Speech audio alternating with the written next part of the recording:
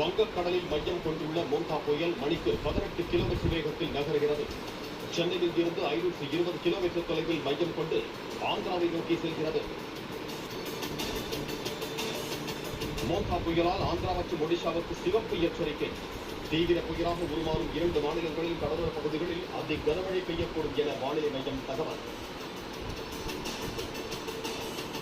வங்கக்கடலில் மோந்தா புயல் உருவாகி இருப்பதன் எதிரொலி சென்னை, கடலூர், நாகப்பட்டினம் உள்ளிட்ட 9 துறைமுகங்களில் 2ஆம் எண் புயல் எச்சரிக்கை கூண்டு ஏற்றம்.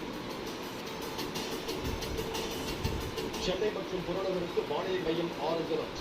திருவள்ளூர், காஞ்சிபுரம், செங்கல்பட்டு, ராணிப்பேட்டை மாவட்டங்களுக்கும் மிக கனமழைக்கான ஆரஞ்சு அலர்ட். செங்கல்பட்டு மற்றும் விழுப்புரம் மாவட்டங்களில் ஓரிரு இடங்களில் இன்று கனமழைக்கு வாய்ப்பு.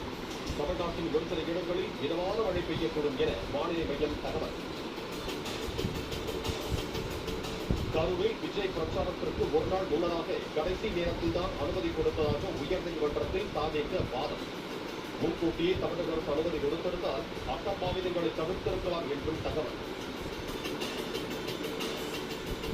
அரசியல் கட்சி கூட்டங்களுக்கு வடநாட்டில் வெள்ளப்பெருக்கு. திருப்புலிவனம் சாலையில் உள்ள தலைப்பாலத்தில் மேற்புறத்தில் தண்ணீர் செல்வதால் போக்குவரத்து துண்டிப்பு.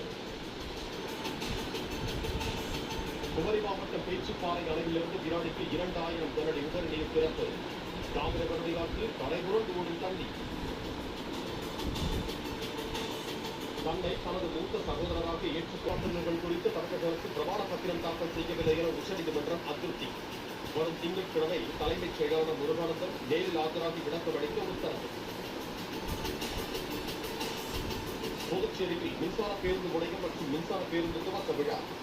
பணிகளை தனியாரிடம் ஒப்படைக்க கூடாது என முதலமைச்சர் ரங்கசாமியுடன் சுயேட்சை எம்எல்ஏ வாக்குவாதம்.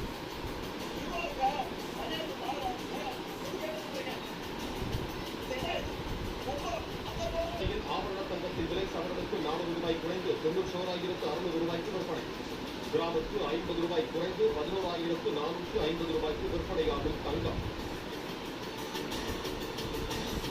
மருது சகோதரர்களுடன் ஒருநாள் தொடர் நிறைவடைந்து இந்தியா திரும்பிய ரோஹித் சர்மா சிட்னியில் இருந்து விடைபெறுவதாக எக்ஸ்தலத்தில் பஹ்ரைனில் ஆசிய இடையூறு போட்டிகளில் மெட்லி பிளேவில் வெள்ளி பதக்கம் வென்றார் நெல்லை மாணவி எட்வினா ஜெய்சன். ஏற்கனவே 400 மீட்டர் ஓட்டத்திலும் வெள்ளி வென்ற எட்வினா நாட்டுக்கான 2வது பதக்கம் குவிப்பு. இன்று மாலை நடைபெறுகிறது கந்த சஷ்டி விழாவின் முக்கிய